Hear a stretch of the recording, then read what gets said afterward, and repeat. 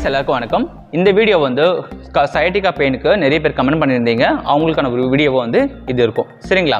So sciatica pain இருந்தால் எப்படி வந்து நான் குண்டா இருக்கேன், எனக்கு வந்து என்னால் கை காலம் மடக்கி எக்ஸசைஸ் பண்ண முடியல, நான் எப்படி பண்ணுறது அப்படின்னு கேட்டிங்க. ஃபர்ஸ்ட் வந்து மசில் வந்து ரொம்ப டைட் ஆகுது. சரிங்களா? இந்த மசில் வந்து டைட் ஆகிறதுனால போன் வந்து டிஸ்டர்ப் பண்ணுது.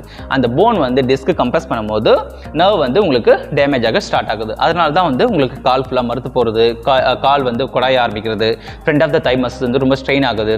சில பேரால் எழுந்து நடக்க முடியல. அதனால என்ன ஆகுதுன்னா படுத்தே இருக்காங்க. அந்த படுத்தே இருக்கிறதுனால ஸ்பைனல் கார்டு மசில்ஸ் எல்லாம் வந்து ஸ்டிஃப் ஆகிறதுனால ஆட்டோமேட்டிக்காக இன்னமும் அந்த போன் வந்து உங்களுக்கு அழுத்தம் கொடுக்க ஆரம்பிக்கிறதுனால நர்வ் டேமேஜ் இன்னும் அதிகமாகும்.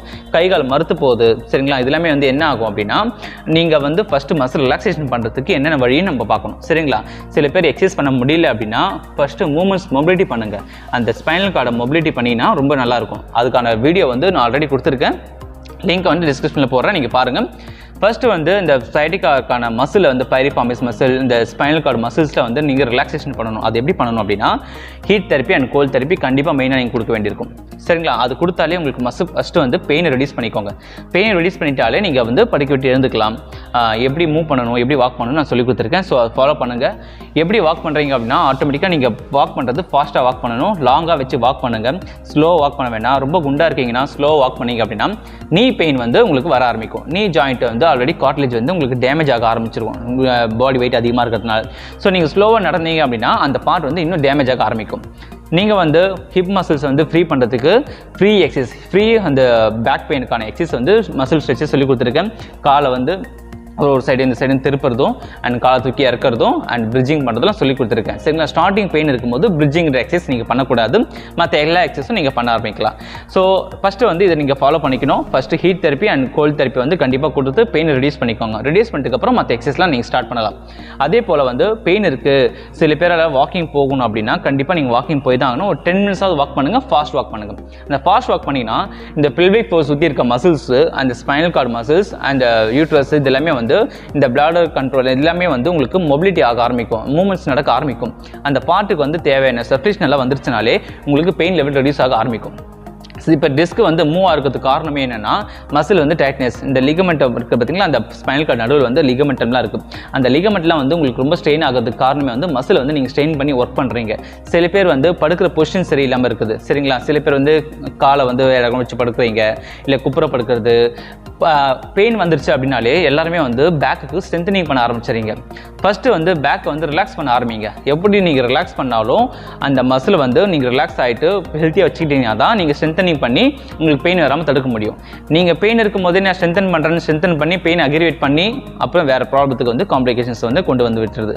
நீங்கள் ஃபஸ்ட்டு நீங்கள் பண்ண வேண்டியது என்னன்னா heat therapy and cold therapy கண்டிப்பாக கொடுக்க வேண்டியிருக்கும். பெயினை ரெடியூஸ் பண்ணிக்கோங்க. நெக்ஸ்ட்டு மொபிலிட்டி ஸ்டார்ட் பண்ணுங்கள்.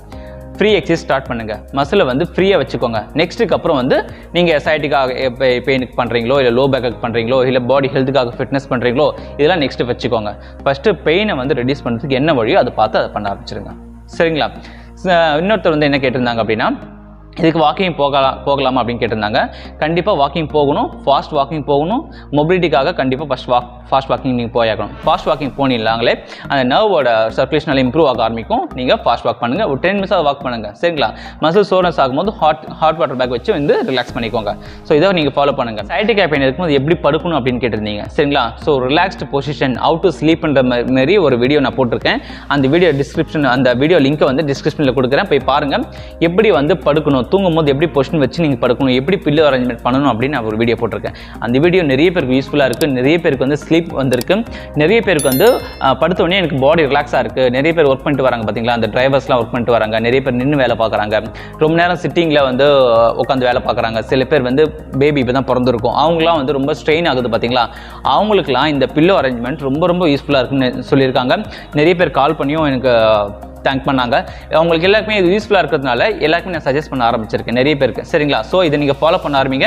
ஹவ் டு ஸ்லீப் அப்படின்னு சொல்லிட்டு நான் பில்லோ அரேஞ்ச்மெண்ட் வந்து எப்படி வைக்கணும், எந்த மாதிரி படுக்கணும் அப்படின்னு நான் சொல்லி கொடுத்துருக்கேன். ஸோ தூக்கம் வர முடியாது இருக்குது பார்த்தீங்களா, சில பேர் தூக்கம் வராமல் இருக்கும்.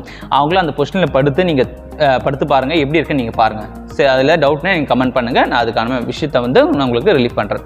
ஸோ இந்த வீடியோ உங்களுக்கு பிடிச்சிருக்குன்னு நினைக்கிறேன். பிடிச்சா லைக் பண்ணுங்கள். யாருக்கெல்லாம் யூஸ்ஃபுல்லாக இருக்குமோ நினைக்கிறீங்களோ அவங்களுக்குலாம் ஷேர் பண்ணுங்கள்.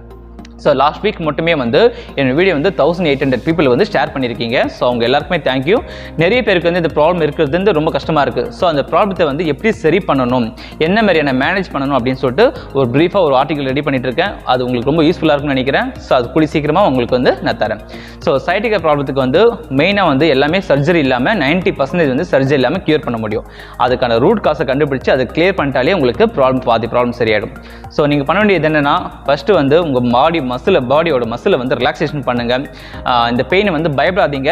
ஃபஸ்ட்டு ரெடியூஸ் பண்ணுறதுக்கோ அண்ட் இந்த பெயினை வந்து எப்படி மேனேஜ் பண்ணணும்னு சொல்லிட்டு நீங்கள் பாருங்கள். ஏதாவது டவுட்னா கமெண்ட் பண்ணுங்கள். அதுக்கான ஆன்சர் வந்து நான் எக்ஸ்பிளைன் பண்ணுறேன். ஸோ ஹாப்பியாக இருங்க, ஹெல்த்தியாக இருங்க. பாய்.